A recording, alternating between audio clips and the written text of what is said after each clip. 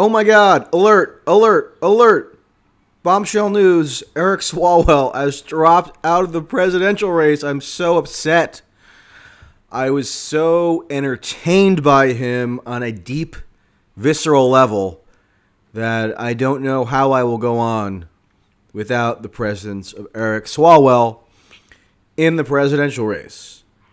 And I furthermore want to proclaim that I am asserting that I personally, me, am taking full credit for Eric Swalwell exiting the presidential race, because if you follow this channel, you will know that just yesterday, July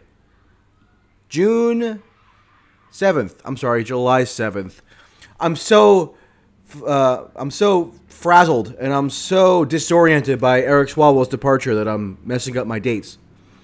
But just yesterday, Sunday, July 7th, I put out a video calling Eric Swalwell the most dim-witted presidential candidate, but nonetheless, my ironically favorite candidate because he so perfectly personified a particular sensibility that is extant within the Democratic Party coalition, the kind of sensibility where you really amp up your anti-Trump rhetoric, but you layer that over a very conventional and even highly punitive policy agenda, and an agenda that is perfectly happy to wield state power in a manner to further your own social ends, even if your wielding of that state power is incredibly intrusive and actually undermining of social cohesion. So, for example, Eric Swalwell's brilliant idea that he promoted at the presidential debate last week to oversee a mandatory gun confiscation program. Gee, I can't believe that idea didn't pick up enough steam in the electorate for Swalwell to stay in the race. But I'm taking credit for him biting the dust prematurely, because in addition to the video that I put out yesterday, only a couple days prior I put out an article at The Spectator, which I will once again link to because it will go down in history as the article which made impractical Swalwell's continuation in the presidential race.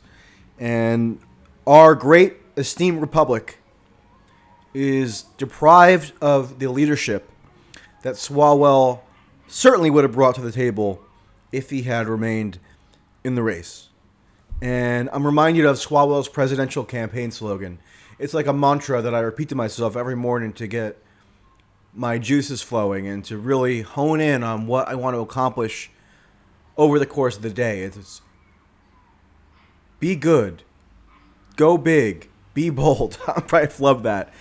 But that's basically what it is. It's like be good, go big, be bold, do good, go big, something like that. But now we're all really just lost, and we have no idea. I'm speaking in the royal we. We have no idea what to do going forward without Eric Swalwell. So I will always cherish my interaction that I had with him in South Carolina that served as the basis for the column that I put out while he was still technically a presidential candidate. And I'm beside myself. I don't know what I'm going to do. I'm going to crawl into a fetal position and just wish that he changes his mind or something. And, you know, on a semi-serious note, I mean, what the hell was the point of that campaign, really? I mean, so there was a point. He must have had an internal logic which impelled him to run for president when he announced his campaign in April. He said today that he didn't see a path forward to the nomination. Okay, what path forward did he see to the nomination in April when he launched his campaign? Was there ever a conceivable path to the nomination for Eric Swalwell? No, it's just that he was taking advantage of this incredibly corrupt electoral system that we have now with respect to presidential elections, where everybody and their grandmother is incentivized to run if they have even the most minuscule chance in the world of winning the nomination, because the process is so protracted that you can leverage it to gain a platform.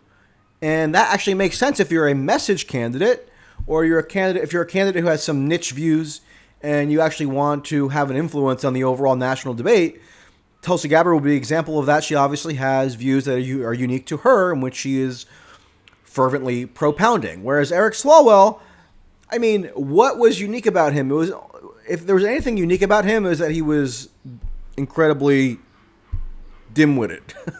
Like laughably dim-witted, more so than your average overambitious politician.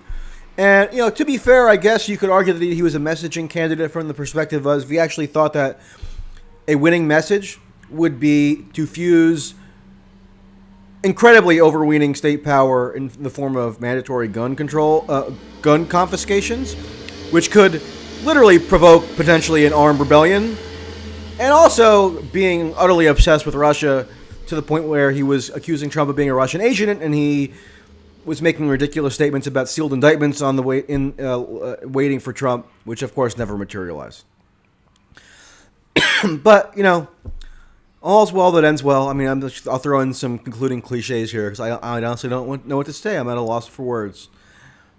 But here's a bit of optimism to end on.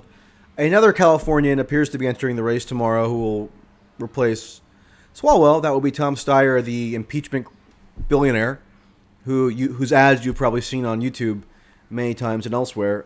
I mean, this guy said he was not running when was that? A couple months ago. And now, I guess his ego just couldn't be contained.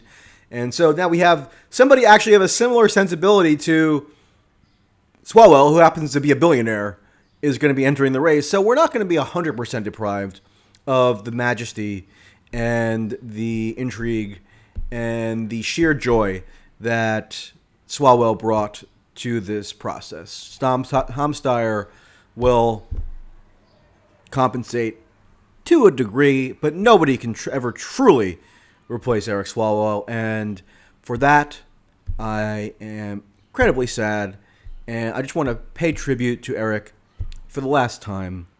Bon voyage, sir. It was great while it lasted.